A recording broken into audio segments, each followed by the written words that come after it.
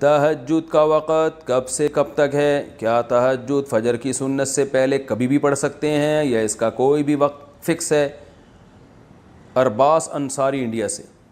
دیکھیں عشاء کے بعد تہجد کسی بھی وقت پڑھی جا سکتی ہے، لیکن سب سے زیادہ فضیلت والا وقت رات کا آخری تہائی حصہ ہے. یعنی عشاء کے بعد اور صبح صادق کے ٹائم کو 3 حصوں میں ڈیوائڈ کر دیں برابر برابر، تو جو آخری تہائی ہوگا وہ سب سے بہتر وقت ہے تہجد کا.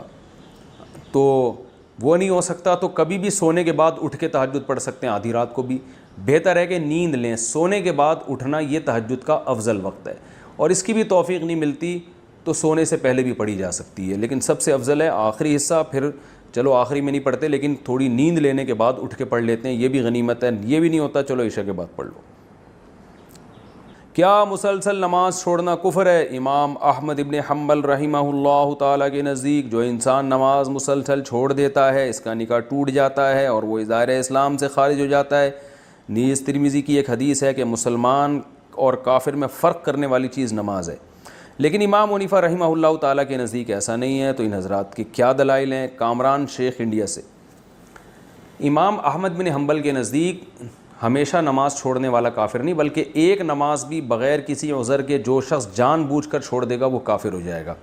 یہ امام احمد بن حنبل کا قول ہے، اور سعودی عرب کے بعض علماء بھی اسی پہ فتویٰ دیتے ہیں. تو وہ کیونکہ فقہ حنبلی سعودی عرب میں رائج ہے، تو جیسے شیخ بن باز وغیرہ بھی اسی پہ فتویٰ دیتے تھے کہ ایک نماز بھی جان کر چھوڑ دی تو کافر بھی ہو جائے گا اور نکاح بھی ٹوٹ جائے گا. لیکن جمہور کا قول یہ نہیں ہے، اس لیے کہ یہ جو حدیثیں ہیں کہ ہمارے اور کفر کے درمیان جو چیز فرق کرتی ہے وہ نماز ہے، یہ مبالغہ پر مبنی ہے. جیسے آپ صلی اللہ علیہ وسلم نے فرمایا جو پڑوسی کا خیال نہ رکھے خود پیٹ بھر کے کھائے وہ مومن نہیں ہے. تو اس کا مطلب یہ ہے کہ مومن والے کام نہیں کر رہا، وہ صرف نام کا مومن ہے، حقیقت میں جو مومن کے جیسی صفات ہونی چاہیے وہ نہیں ہے.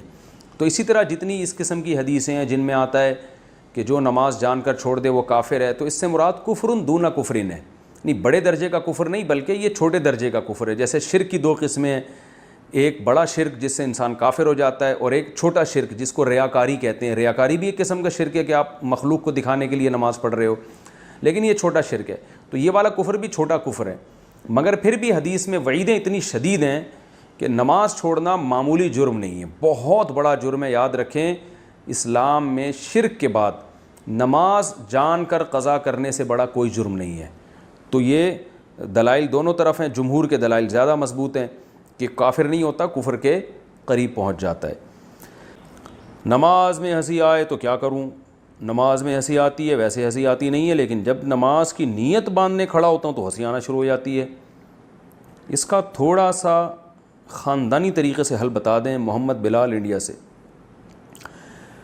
محمد بلال بھائی اس کا حل میرے پاس نہیں ہے، کسی نفسیاتی ڈاکٹر کو آپ بتائیں کہ ڈاکٹر صاحب میں آرام سے بیٹھا رہتا ہوں، جیسی نماز میں کھڑا ہوتا ہوں مجھے ہنسی آنا شروع ہو جاتی ہے. تو انشاءاللہ کچھ ایسی آپ کا وہ نسخہ بتائیں گے ڈاکٹر صاحب کہ آپ ٹھیک ہو جائیں گے. مجھے تو یہی فی الحال سمجھ میں آ رہا ہے، خاندانی طریقہ یہی ہے کہ کسی اچھے سے ڈاکٹر کو آپ اپنی پرابلم بتائیں تو وہ دیکھے گا، چیک کرے گا آپ میں کس قسم کے ایسے سافٹ ویئر ہیں جو آپ کو ویسے نہیں ہنسا رہے، نماز میں آپ کو ہنسا رہے ہیں.